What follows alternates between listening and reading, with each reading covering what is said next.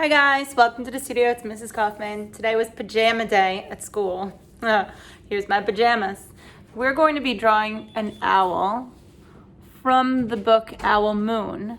If you have not seen it, read it, you can watch it as a guided drawing on YouTube or read it at home. Mrs. Levin's favorite. Okay, and I think we're getting better at the angle because I got my tripod. Go figure.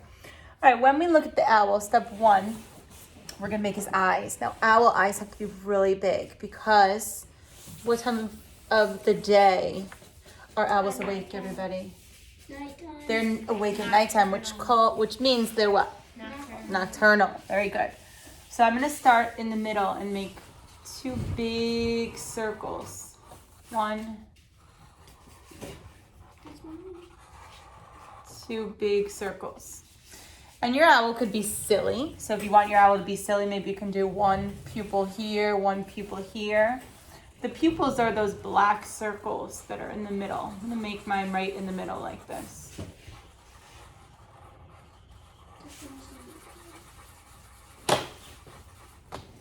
So start off with two big eyes.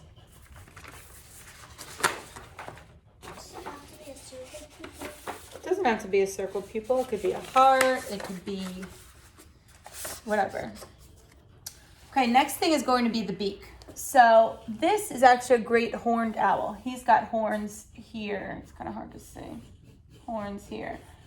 So for your beak, you can play around with different shapes. Maybe you want to do a diamond. Maybe you want to do a long triangle. Maybe you want to do something where it's looking off to the side, kind of like this. Maybe you want to do a combination. I think I'm going to do a triangle like this. This is going to be the mouth of the owl. What's the mouth of an owl called? A beak. A beak. Good. So start off with your beak. And then we're going to make the head, which is a circle.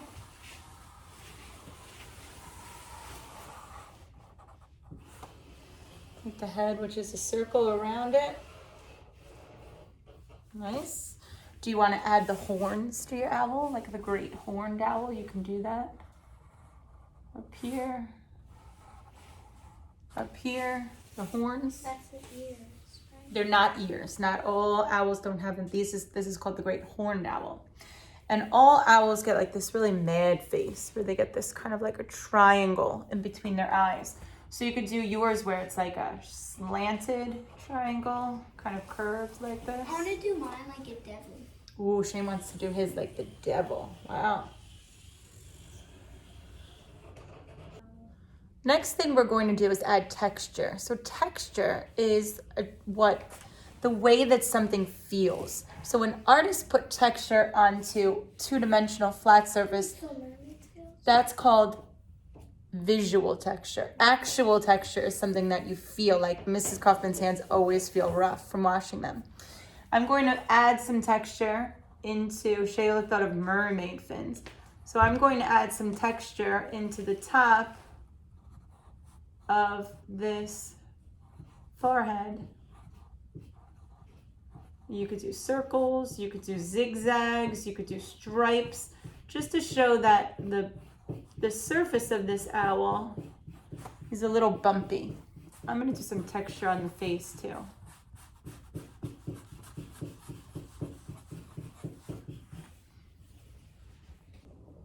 Now if we look closely at the body of this owl, it actually starts right where the face is, and it's kind of like a big U shape like this that just comes around.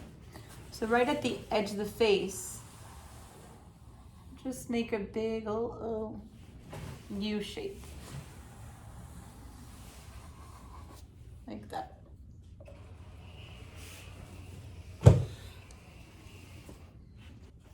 going to add some texture into the body.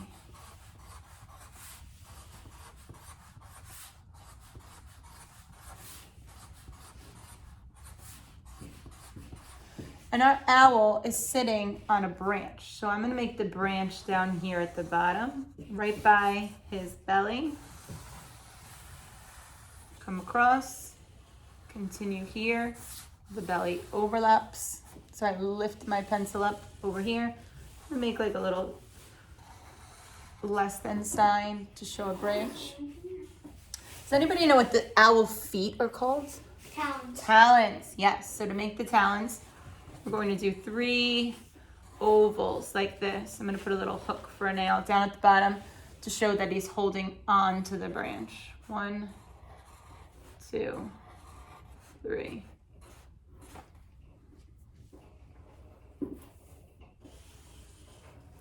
And next, the wings. So the wings are basically triangles, but if you want to add a little bit of a zigzag into yours, you can, to show texture. Some people like to make the wings where they curve onto the body, like if the wings were closed. Let me show you what that would look like real quick.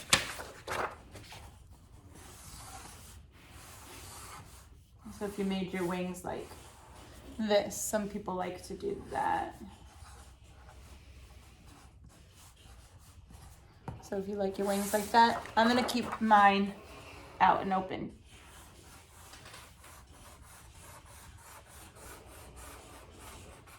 I'm gonna add a little texture into the wings.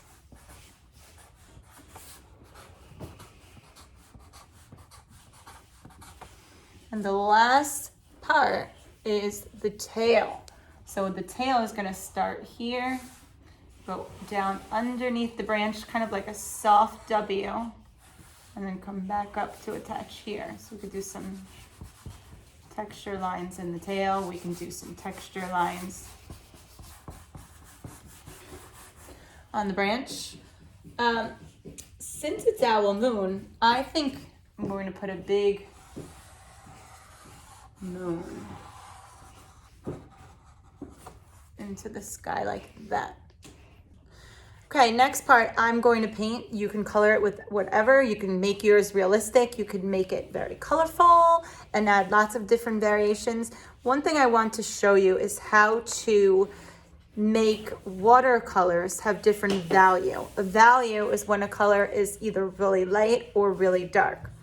So if you have watercolors, you start off with a little bit of water on your brush and you just drop a little tiny bit into your paint. Tickle, tickle, tickle, tickle. Mrs. Kaufman always says, wake it up. If you have a lot of water on your brush, your paint color comes out really light. Watch this. Here's more water. So the paint color is coming out really, really light. So that's a trick. If you like it to be really light, you add more water. So I'm going to water, paint, water, and get this to be really light. I'm doing realistic tones, so I'm going to do brown. I hope that I see some of you do fun color variations like a purple owl or a green owl or a blue owl, something fun. But I just want to show you different ways to get different values. So that's if you add water. Now if I do less water,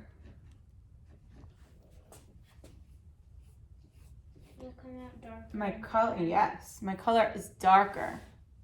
And it has been And another thing to get different variations of brown is to mix it with some other colors. So you could mix, I'm just gonna quickly show you some. So if I mix brown and black, who knows what will happen? Brown and black, it'll be really dark. Look at how dark brown and black is. It's still a variation of brown, like a mahogany type of color. It's really dark brown and black. You can do warm colors work best mixed with the brown. Brown and red will give you this kind of like coppery color. from the sky. I'm just gonna kind of like do like a dark blue. Oh yeah, brown and yellow gives you this kind of like mustardy color. It's hard to see, it's a little, the lighting's off here. And then I'm gonna do brown and orange. So I'm gonna speed the video as I color it.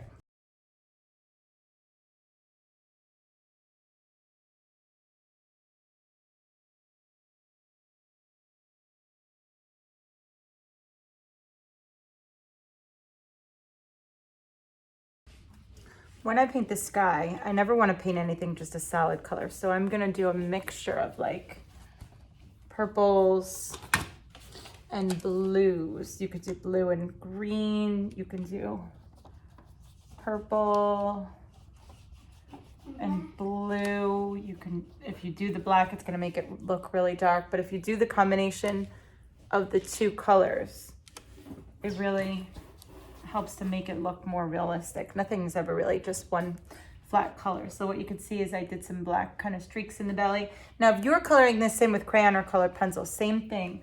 Layer your colors, layer them. Don't just do one solid. Or to change the value with crayon, you can either press it really hard to make the color look dark, or press really light on your crayon, and that'll make the color look lighter.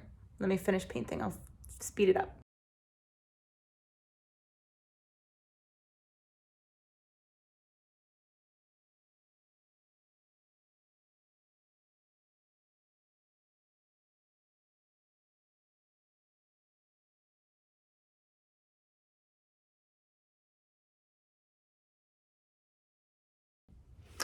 Don't forget to color the beak and the moon if you have a moon. You could do the eyes any color if you would like to. I think I'm gonna do a yellow plus orange. Moon. Blend these two colors. A little more yellow.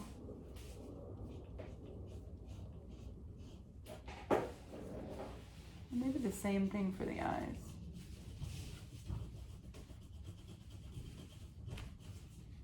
You can leave them white if you want. Give them a color.